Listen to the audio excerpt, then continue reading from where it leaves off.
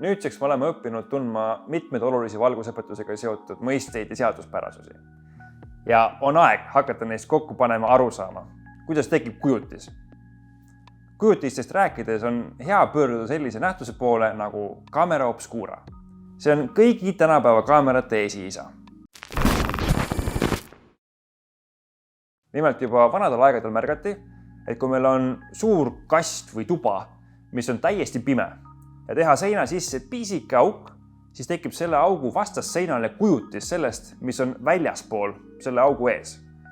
Nagu kuvatakse kinos film ekraanile. Seda nimetataksegi camera obscuraks. Tähendab ladina keeles pimedat tuba. Muistsete kultuuride teadlased ja filosoofid uurisid ja püüdsid selle nähtuse abil aru saada, kuidas valgus ja nägemine toimivad. Aga camera obscurat kasutati ka näiteks inimeste lollitamiseks. Öeldi inimestele, et nüüd me kutsume surnute vaimud välja. Aga tegelikult pandi nad lihtsalt pimedasse tuppa istuma ja augu taga kollitas neid mingi kostümeeritud tüüp. Ja kunstnikud jällegi kasutasid kaasaskantavaid camera obscurasid põhimõtteliselt nagu telke. Läksid kuskile ilusa vaatega maastikule, panid telgi püsti, seinale paberi ja paberile tekkis kujutis. Ja niimoodi oli palju lihtsam piirjooned maha joonistada.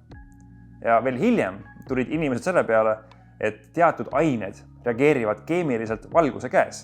Nii et kui sinna camera obscura taha seina panna sellisest ainest plaat, siis sellele plaadile jääb sellisest kujutisest jälg. Ja niimoodi oligi võimalik pilti teha, ehk nii sünniski fotograafia. Aga kuidas see camera obscura ikkagi toimib? Nagu proovime järgi. Meil on siin tuba, aken, hunnik musti prügikotte ja musta teipi, käärid ja lääts. Vaatame, mis saab.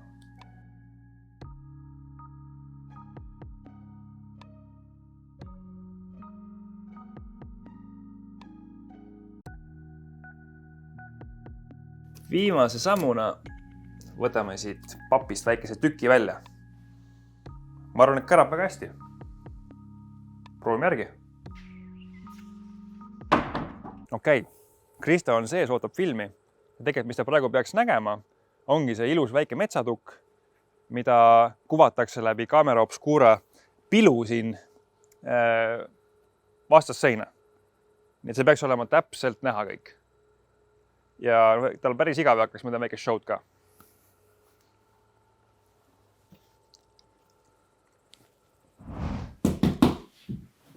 Kuule, Jürimik, mis filmist sa räägid? Siin ei ole mingit filmi. Siin mulgust paistab mingisugune valgus sisse ja ongi kõik. Oota, ma tean. Kristo, sorry. Ma unustasin tegelikult. Ma saan aru, et siin ei olnud väga midagi näha.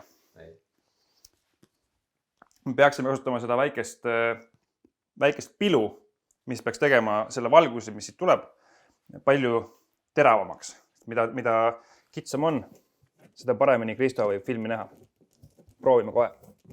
Nii. Okei, nüüd läheb.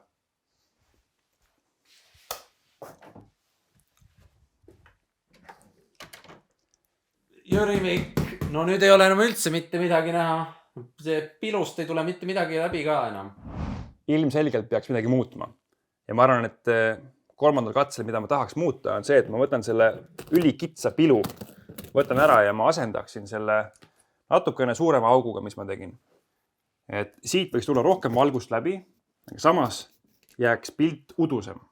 Ja et seda udust pilti vältida, siis ma panen siia ette kumerläätse, mis peaks väljast tulevat valgust koondama.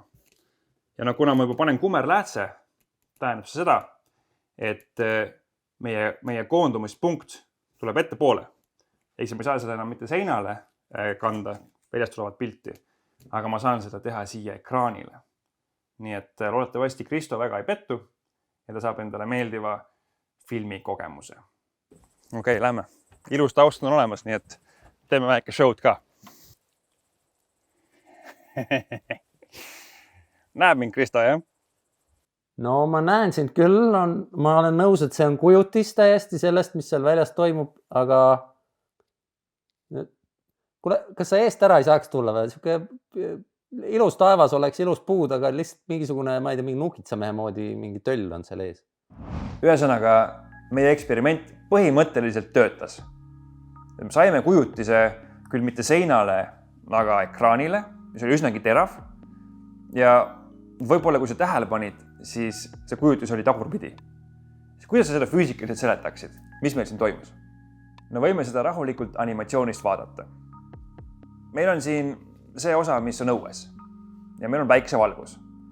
Ja siis on maja sein ja aken ja selle taga on tuba. Toa sees meil valgusallikat ei ole ja aknad on ka hoolega kinni kaetud, nii et väljas ei tohiks valgus ka sisse saada. Mis siin toas siis olema peaks? Täielik pimedus, eks? Ja nüüd, kui me teeme siia akna kattesse pisikese augu, siis mis juhtuma hakkab? Siit hakkab sisse paistma valgus. Ja nüüd tuletame meelde, mida me päris alguses õppisime. Kuidas me üldse midagi nägime? Me näeme tegelikult seda valgust, mis meie silma jõuab. Ja mõtle sellest august ka kui silmast. Kui siin kohas oleks üks silm, kas ta minu pealage näeks? Kas ta minu kätt näeks näiteks? Ehk siis siit pealaelt ja maast ja kõikidelt pindadelt, mida silm siit näeks, jõuab valgus siia punkti. Ja oled sa minuga nõus, et see valgus ongi mõnes mõttes pilt sellest kõigest, mis siin on? Oled nõus? Super. Ja kui me nüüd võtame silma jälle eest ära, jätame alles augu, siis see valgus jõuab siit august sisse. Mis sellest valgusest edasi saab? Mis sa arvad? Valgus ju levib sirgjooneliselt ja siin ei teki mingit murdumist ega peegeldumist. Kõik need valguskiired tulevad august sisse ja jätkavad otsajoones oma teekonda. Nii et näiteks see kiir, mis tuli minu pealae pealt, liikus siia alla. Aga see kiir, mis tuli kuskilt mu vöökoha juurest, liikus hoopis ülespoole. Ja siis jõuab valgus mingi pinnani, mis toimib nagu ekraan. Ja see on see sama valgus, mis siit august sisse tuli. Ehk see sama pilt, mida oli võimalik siin punktis näha. Aga miks see kujutis tagurpidi on? No aga vaata, kuidas need valguskiired siis läksid?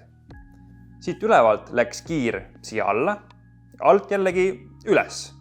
Ehk siis see tuleb lihtsalt sellest, et valgus levib sirgjooneliselt ja igas suunas. Sellist kujutist nimetatakse pööratud kujutiseks. Aga mis meil siis selle esimese katsega juhtus? Valgus nagu tundus olevat, puude varjud olid näha, aga kõik oli väga hägune. Põhisüüdlaseks võib pidada augu suurust.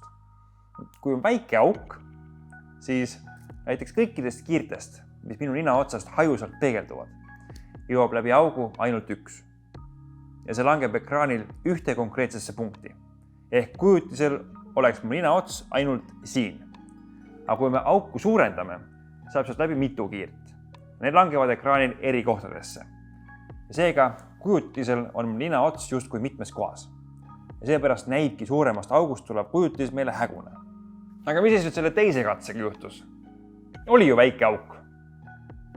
Mis on seotud sellega, et kõigest sellest valgusest, mis selle õues levis, jõudis siit pisikesest august läbi imeväike osa.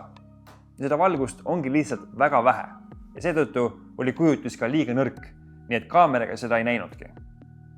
Kui me tahame tugevat ja teravat kujutist, on vaja valgust koondada. Ja seda saab hästi teha kumerläätsega. Mis siis juhtub, kui ma teen pigem vahepeal suurusega augu ja panen augu kohale läätse? Ja nüüd põhimõtteliselt asi toimis. Ja millest see tingitud oli? Vaatame uuesti animatsioonist.